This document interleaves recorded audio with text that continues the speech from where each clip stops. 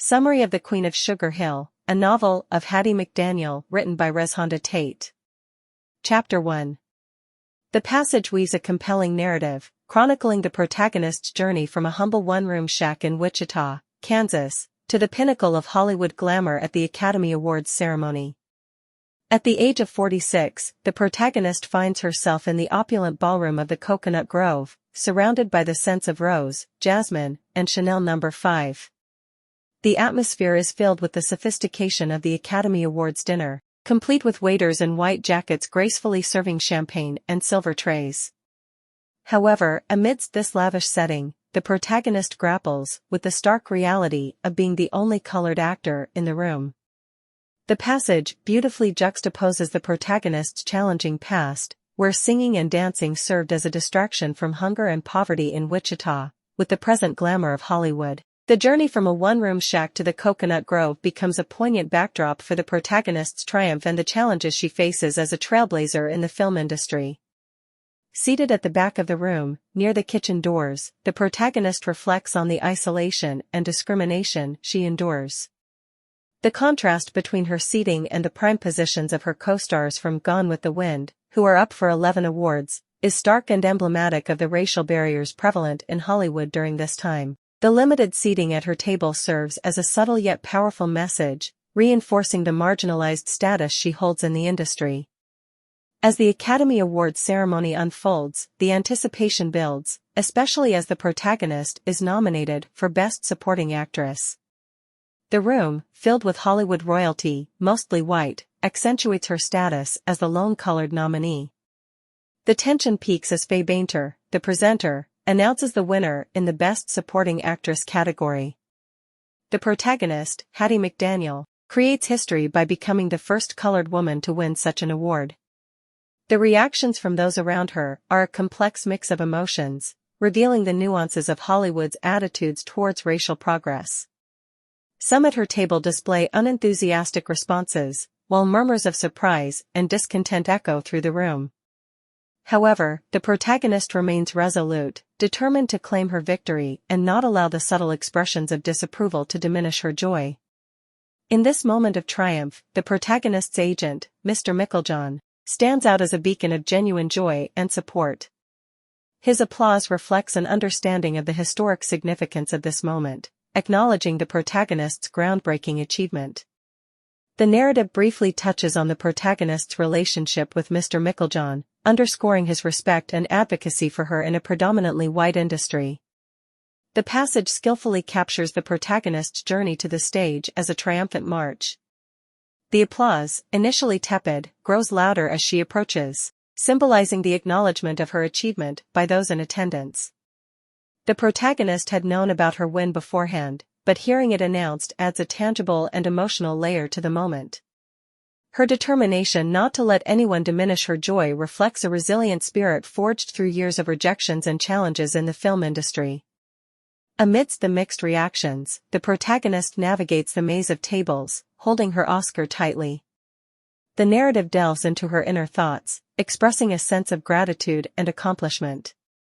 Wiping away a tear, she reflects on the profound significance of this achievement. The passage captures a moment of introspection, revealing the personal and cultural impact of winning the Academy Award. The narrative explores the complexities of racial dynamics in Hollywood, emphasizing the protagonist's journey from marginalization to a historic victory. The detailed descriptions, emotional nuances, and introspective reflections create a rich tapestry that immerses the reader in the protagonist's experience. It becomes a compelling narrative of overcoming adversity and claiming one's rightful place in history. The passage does not shy away from portraying the challenges faced by the protagonist. The isolation and discrimination she endures are palpable, yet her resilience and determination shine through. The juxtaposition of her past struggles in Wichita with the glamour of Hollywood heightens the impact of her victory. It becomes a story not just of individual triumph, but a collective victory for colored actors in an industry resistant to change. In essence, the passage serves as a microcosm of the larger struggle for racial equality and recognition in Hollywood. The protagonist's journey symbolizes the breaking of barriers and the gradual dismantling of racial prejudices within the film industry. The nuanced portrayal of reactions from her peers underscores the complexities of this societal shift, where progress is met with both acceptance and resistance. The narrative also highlights the supportive relationships that sustain the protagonist through her journey. Mr. Micklejohn, her agent, emerges as a crucial ally, breaking away from the prevalent racism in Hollywood. His genuine joy at her win reflects not just professional satisfaction but a shared sense of accomplishment in overcoming systemic hurdles. As the protagonist returns to her seat amidst the applause, the passage provides a glimpse into her interactions with other notable figures in Hollywood. A special smile and nod are shared with Clark Gable, her dearest friend outside of her girlfriends, and the only white man with such a distinction. This relationship adds another layer to the narrative, showcasing the possibility of genuine connections across racial lines in a predominantly segregated industry. The passage concludes with the protagonist holding her Oscar tightly, reflecting on the years of struggle that led to this moment. The mention of her win being a redemption and validation of her 30 years of blood, sweat, and entertaining triumphs over tragedies speaks to the personal significance of this achievement. The protagonist sees the Oscar as more than just an award. It becomes a symbol of resilience, breaking down barriers, and paving the way for future generations. In summary, the passage is a masterful exploration of triumph over adversity, capturing the protagonist's historic win at the Academy Awards. It skillfully weaves together elements of the protagonist's past, the complexities of racial dynamics in Hollywood, and the personal relationships that shape her journey. The vivid descriptions, emotional depth, and nuanced character portrayals make this passage a compelling narrative within the larger context of the struggle for racial equality in the film industry. Chapter 2. The night was ablaze with the shimmering glow of Hollywood's elite, the stars of Gone with the Wind, ready to revel in the glory of their 8 Academy Awards. The celebration unfolded at Ciro's, a new nightclub on Sunset Boulevard, after a triumphant motorcade from the Coconut Grove.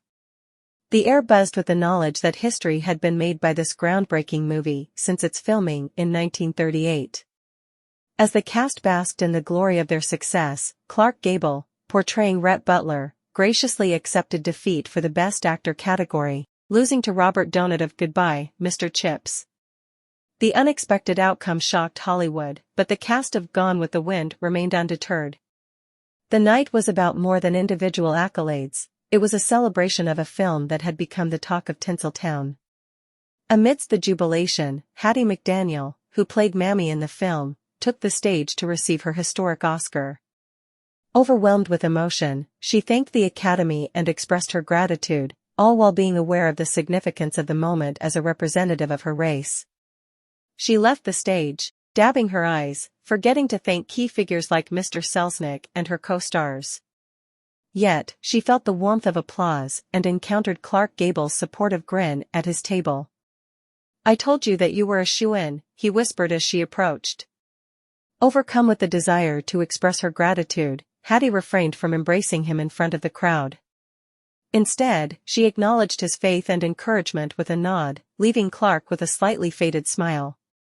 Unbeknownst to her, Clark's protective stance against racial prejudice would soon come to the forefront. Outside the venue, the victorious cast posed for photos. However, Hattie's presence in the celebration became a challenge. The photographer, aware of the racial tensions, subtly indicated that her inclusion in the mainstream paper's pictures might cause trouble. Hattie stepped back, recalling the premiere in Atlanta where she was forbidden, even her photo removed from programs. The painful memory resurfaced, but Hattie refused to let it steal her joy. The cast, now photographed without her, stirred mixed emotions. Olivia de Havilland, seemingly envious of Hattie's win, made a veiled comment, while others urged her to join the picture. The conflicting dynamics intensified as Hattie, holding her Oscar, felt the weight of exclusion. As the night continued, the cast decided to head to Ciro's for the official celebration. Clark, the consummate gentleman, ensured Hattie's inclusion in the festivities.